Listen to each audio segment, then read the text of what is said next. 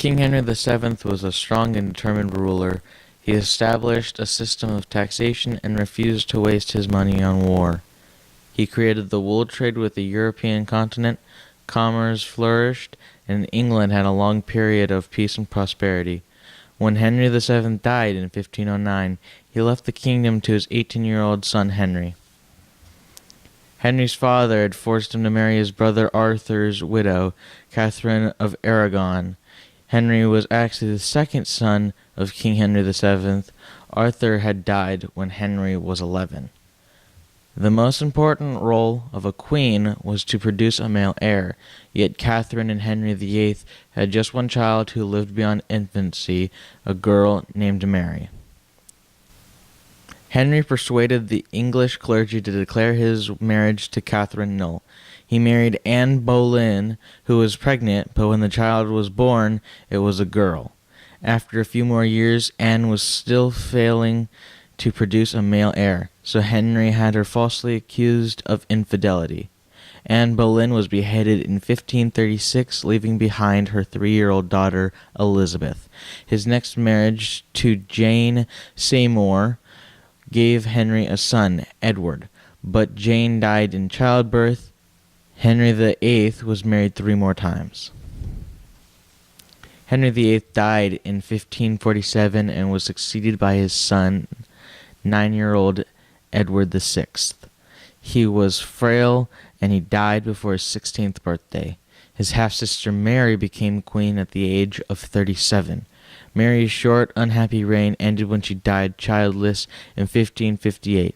She left England in the hands of her half-sister Elizabeth. Elizabeth's coronation was on January 15, 1559. Elizabeth inherited a country deep in debt and weary of war. For centuries, Spain and France had fought to control Europe. Elizabeth was peace-loving like her grandfather Henry VII. She was determined to strengthen the economy at home and keep out of war abroad. Elizabeth chose smart men to be her counselors.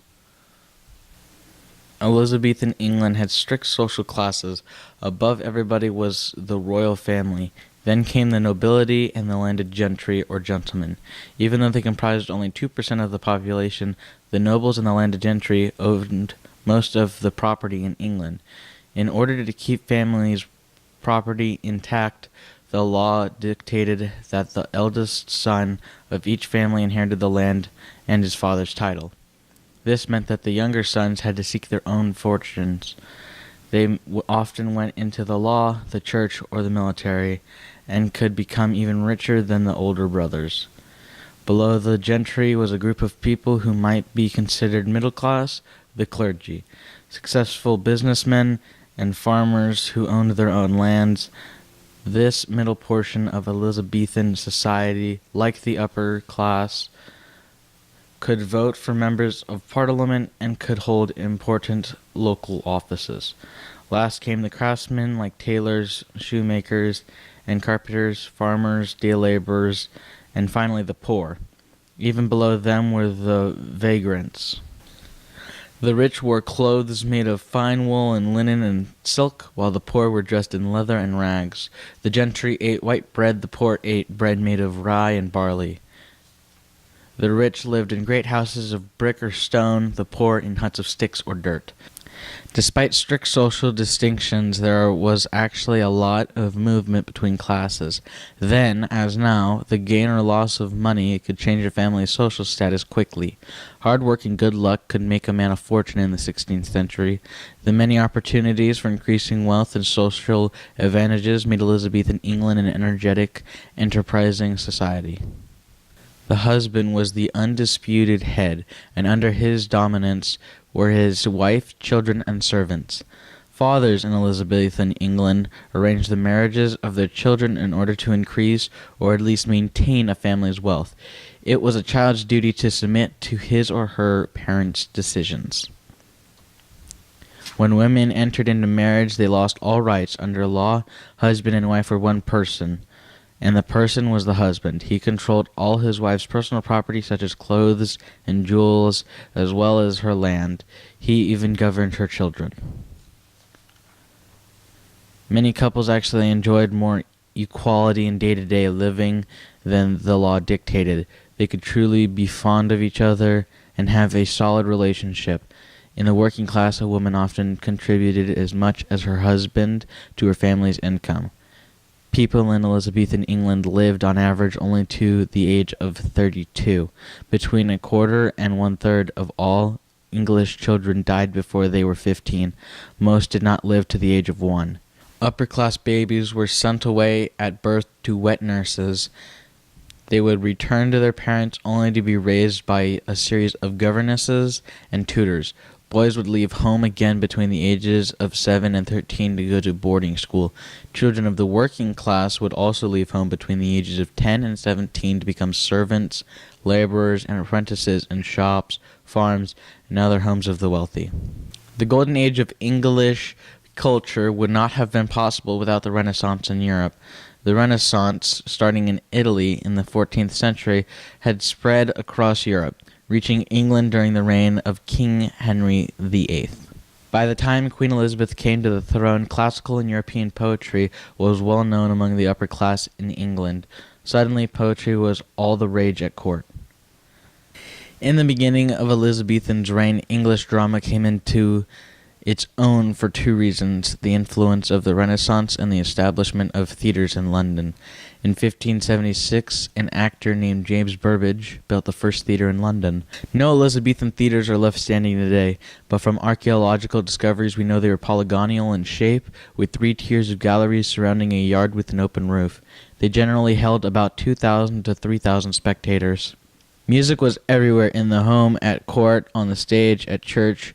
Wandering musicians stood at the center of town on market days, singing ballads and selling ballad sheets with pictures. The literate and illiterate alike could memorize tunes about love, heroes, and epic duels. Everyone agreed that during the Renaissance, English music reached its height. The second half of the 16th century was a great era of domestic buildings. As money came into the country from foreign trade, the wealthy built great palaces, fortified castles were replaced by country houses, and the medieval moats and drawbridges were transformed into gardens. In 1588, Elizabeth was 55 years old. She lived for another 15 years, the hardest period of her reign. Although she was still revered, her popularity suffered when the country went through a series of bad harvests in the 1590s. She also had trouble raising money as the cost of government kept increasing. As the queen grew older, some of her subjects were starting to look forward to her successor. Elizabeth knew her reign was coming to an end. She met with Parliament for the last time and gave what became known as her Golden Speech. A year and a half later, the queen became sick.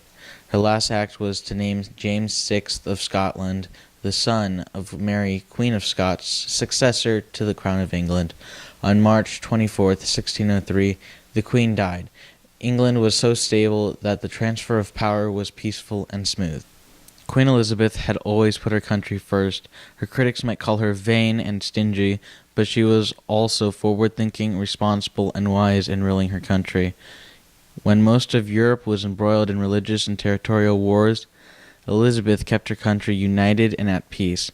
During her 44-year reign, England became a first-rate power with a great navy. Commerce and industry prospered, and overseas colonization began. Elizabeth also presided over one of the greatest flowering of the arts the world has ever known. After her death, the people of England looked back to the extraordinary era during which she had reigned and gave it her name, the Elizabethan Age.